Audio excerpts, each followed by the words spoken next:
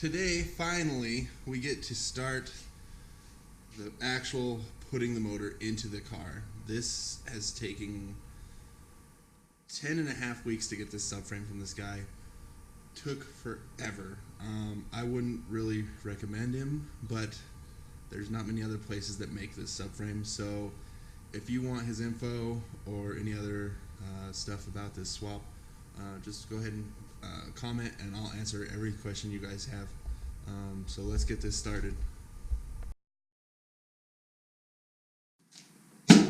So, because I had to drive all around town for these bolts, you're probably going to notice that the ones on this side are different from the ones on the other side.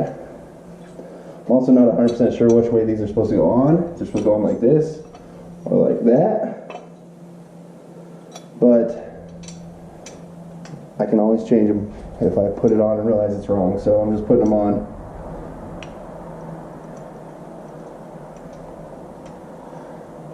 Again, this kit was like $2,200. It didn't come with instructions or nothing, so you pretty much got to like wing it and look at the pictures on his site. And the pictures on his site are not very detailed to anything. They don't even show the subframe in the car without the motor on it. So it's pretty much you gotta kind of know what you're doing, and I guess kind of trial by fire. I guess you gotta do it. If it doesn't work, flip it around and do it again, I guess. And the other thing, he charged $250 to powder coat this if you let him do it himself. I took it to a local shop. I only paid $175. So there are places you can save a little money. You just kind of got to be thrifty and figure it out. So I'm gonna get a socket, and I'm gonna tighten those up. Now, if you're doing this and you don't have these bolts and you're wondering what these are, they are a M10 1.5 20 millimeter length and the 10.9 rating. So I didn't have any of that. Yesterday I had to drive around and find a Chevy dealer that had the stock bolt, and then I basically just matched up that bolt, and then nowhere in town had 8, so I had to drive to 3 different places just to find 8 of these bolts so I could put this on. So 15 millimeter, I've got them all, snugging them down now. I'm going to get them both on and then place the subframe on it and see if I have it in the right location. Obviously, if I put it on upside down, these are going to be too wide. So when I put the subframe on, it's gonna not be able to touch. So that's one side. The subframe up onto this, but there's a huge gap between these mounts that he sent me and the subframe, so I'm pretty sure it's on upside down too. I think I have the motor mounts on the wrong way, because when you look, like, there's probably a 2-inch difference there, and when you go, look, I'm hitting on this side.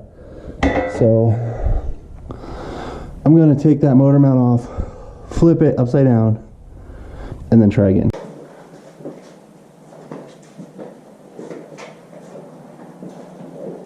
Alright, so here's all the hardware. Now, I didn't order the sway bar because this is going to be a drag car. So I'm thinking some of this stuff is to put the sway bar on. I'm hoping that's what some of this stuff is, but I don't know. So, alright. There we go.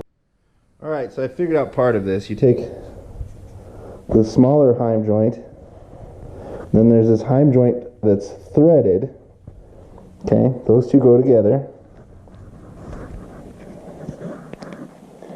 So basically what we're building here is the sway bar end link, which I did not opt for the sway bar, basically, because I'm just building a drag car. Sway bar on the front end just adds weight, so I'm not worried about the sway bar.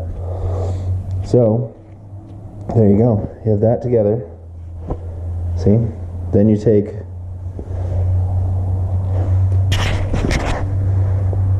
and then you take one of these bolts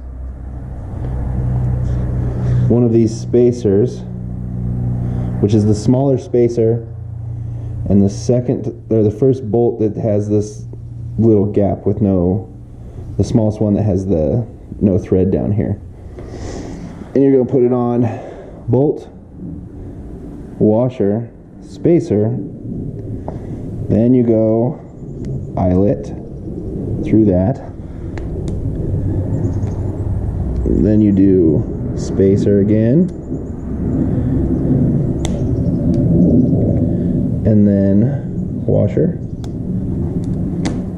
Now mine's all powder coated, so it's a little tight, but when I work with it, it gets there. So spacer, washer, nut.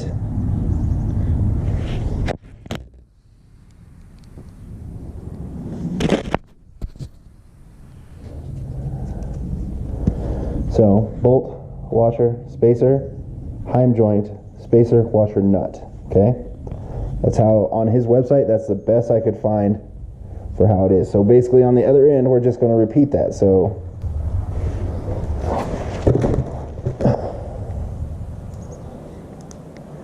washer,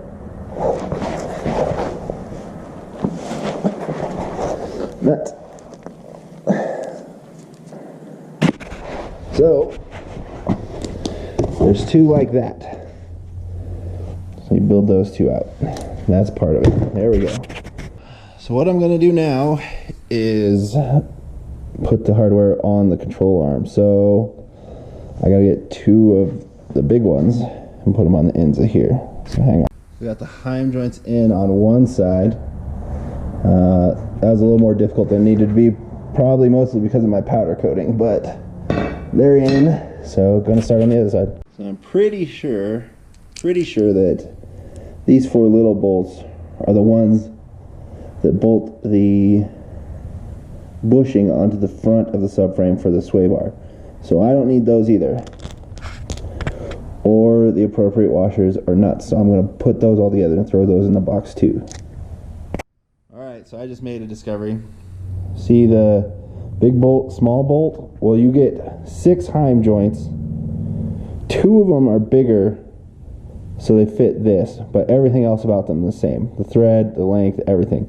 So when you do it, you got to make sure that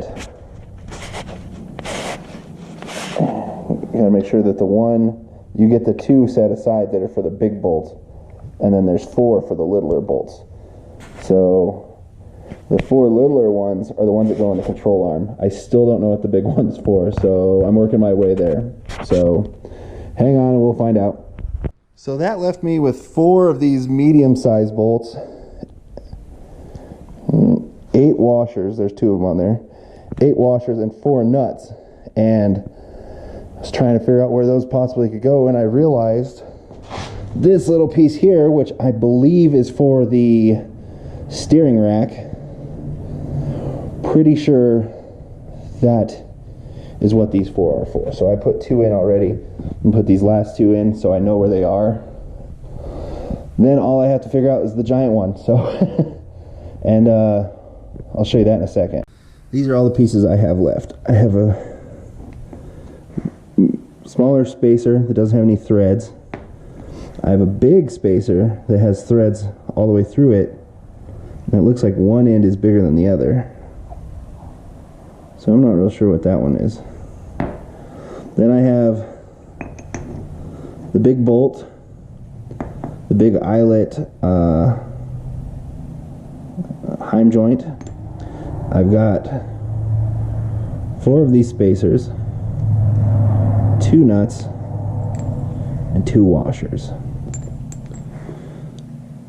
So I don't know. Time to figure it out. That's about as far as I can figure it out. So big bolt, washer, spacer, heim joint, spacer, nut, and then heim joint to threaded spacer. I still have these spacers. I don't know where they go, and I don't know where this whole assembly goes actually. So I guess I got to keep looking, see if I can find anything on that guy's website, but I haven't seen anything. All right, guys. So unfortunately, the V8 Subaru is off the table now. I've actually sold the car already. I still have the subframe, it's for sale. I still have the 2-speed power glide for sale. But this LS motor is still going to go in something. I actually have a video coming out here shortly of parts I've already ordered for the new project. The new project's actually sitting right here. It's already in my garage. But if you want to see what I've ordered or what the new project is going to be, hit that subscribe button, hit the notification bell. I should have a lot of videos coming out in the next couple weeks. So thank you guys for watching, and we'll see you next time.